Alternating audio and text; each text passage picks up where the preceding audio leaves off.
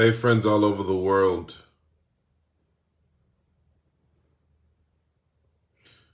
Beware of who you're connected to. Be careful who you are connected to. I'll say that again. Be careful who you're connected to. No, I didn't come on here to give relationship advice, but I think it's very important that we understand the ramifications of relationships, especially in this season. You need to understand now more than ever the importance of who you are connected to, your network, your connections. 1 Corinthians chapter 15, verse 33, I believe it says, be not deceived. Evil communication corrupts good manners. Be not deceived. Evil communication corrupts good manners. That simply means that when we are connected to someone, when we are communing with someone, that relationship, that connection has an effect on our spiritual lives, has an effect on our emotions, has an effect on our life in general. That's why who you're connected to matters. Men, who you connect to matters. Ladies, who you connect with matters. You know, the Bible says, it actually says, it tells us, it says that we should have no fellowship with the unfruitful works of darkness, but rather reprove them. Paul the Apostle also wrote, he said that be not unequally yoked together with unbelievers. For what fellowship has light with darkness? You know, I ask people all the time, this is an interesting thing.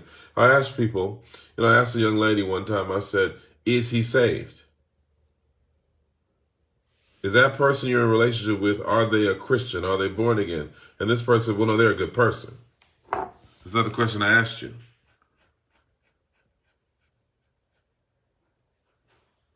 I didn't ask you if he was a good person. I said, is he saved? Now, why is that an important question? Because let me tell you something. I'm going to give you an example of this. Many women are suffering because they married an unspiritual man. Many men are suffering because they marry, and just giving one example of marriage, they married an unspiritual woman. And the consequences of this are tremendous. Because you want to go to church and he wants to go fishing. You want to take the kids to church, she wants to go to the club or the bar. Who you're connected to makes a difference. Who you allow into your circle makes a difference. Who you yoke yourself with makes a difference. Not just whether they're Christian or not Christian. But let me tell you something. Even amongst Christians, even amongst believers, you have to make sure you connect with a like-minded believer. A person who believes. Not every person that says they're a Christian believes the exact same things. You know? You're a Christian, you believe in miracles, you believe in God touching you and the power of God, and this person doesn't believe in that. I don't believe in all of that. That's going to be a very frustrated relationship. You're full of faith, they're full of fear. You're full of hope, they're full of doubt. You're full of joy and they're full of despair. And so you need to be mindful who you connect with.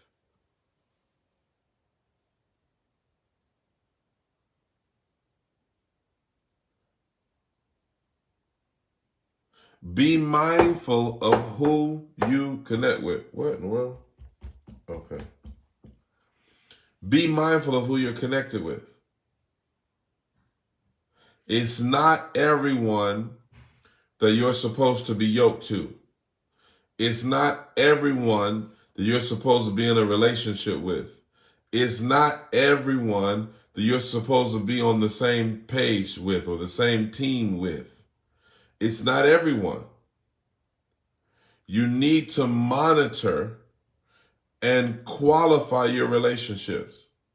When you connect with someone, you need to make sure that this person is going in the same direction as you. You can't say you're trying to get to Niagara Falls, New York, and this person wants to go to Key West, Florida, and you both are moving at the same time, but you're moving in opposite directions. I'm telling you, God he's been warning me about this. We need to be mindful of our connections in this season, now more than ever. Now more than ever. My wife and I were just talking about this. Nothing will derail your spiritual life like a wrong connection. Just being affiliated with the wrong person. Did you know if you have a friend and you give that friend a ride and that friend robs a bank and gets back into your car and you ride them, even though you didn't rob the bank, you are an accessory to a crime. You aided and abetted a criminal. Not only did you aid and abet a criminal, you aided and abetted a criminal act. And therefore, you have to be held accountable. You have to be held accountable for not just what you did, but you got to be accountable for who you were associated with. Mind your alignments in this season. You cannot align with everything. You cannot align with everyone. You cannot align with every agenda.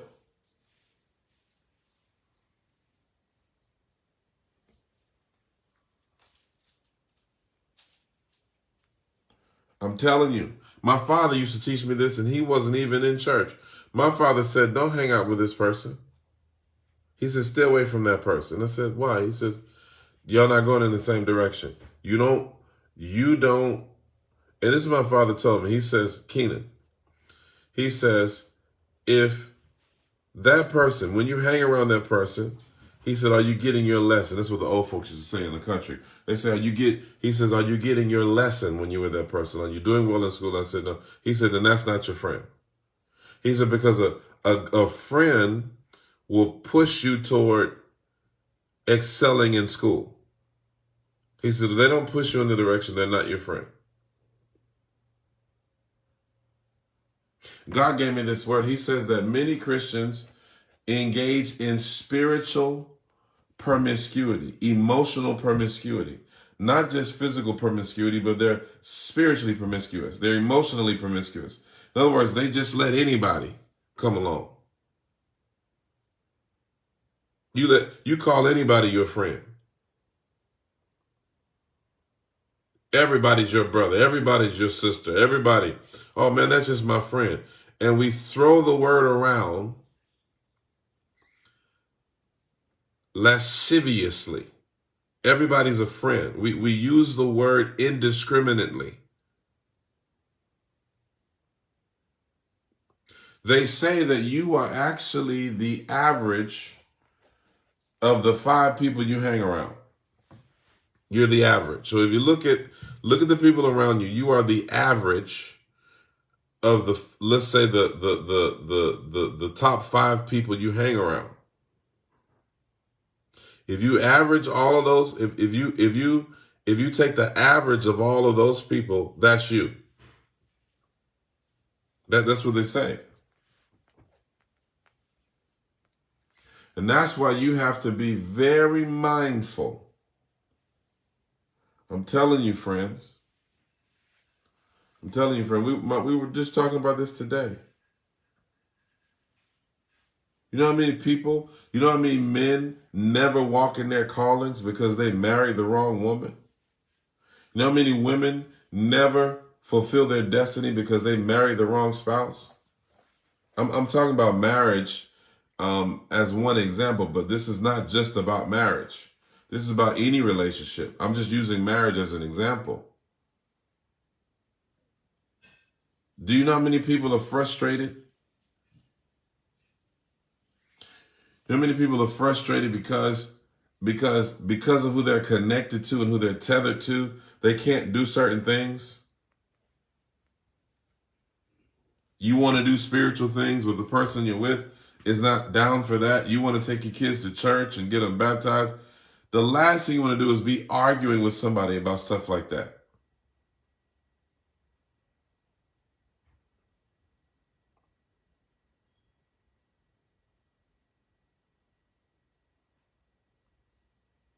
You know, you want to, man, you want to go deeper in the things of God, and you want to get deeper in your relationship with God, and you want to pray, and you want to seek the things of God. But the person you're connected to says, man, it doesn't take all of that. Why are you doing all that stuff? Man, God knows our heart. You know, we don't need to do all that. That's legalism. That's too much. Wrong connection. You want to be prosperous. You want to have a business. You want to flourish. And this person is saying, you know what? You know, it doesn't, I don't know, like, I just feel like you're being ungrateful for what you have. You know, the Bible says be content. And here you are trying to move forward, and somebody else doesn't have that mindset, and they're pulling you backward. Be mindful of your connections. Be mindful. Now, let me say this just to answer a question that I know that many of you have. Well, but the Bible tells us to love, and it tells us that we're supposed to share our faith, and it tells us that we're supposed to, you know, be salt and light. You are. You are. You are supposed to be salt and light. But being salt and light does not require compromise. If you're compromising in your pursuit to be salt and light, you are not being salt and light. You are actually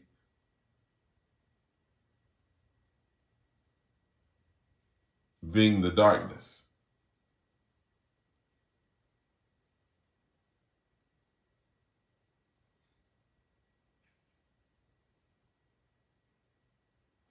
You can minister to someone. You can love someone. But that is not the same as yoking yourselves to them. Even Abraham knew, me and Lot, we're not going in the same direction. And Lot went towards Sodom and Gomorrah, and Abraham went the other way.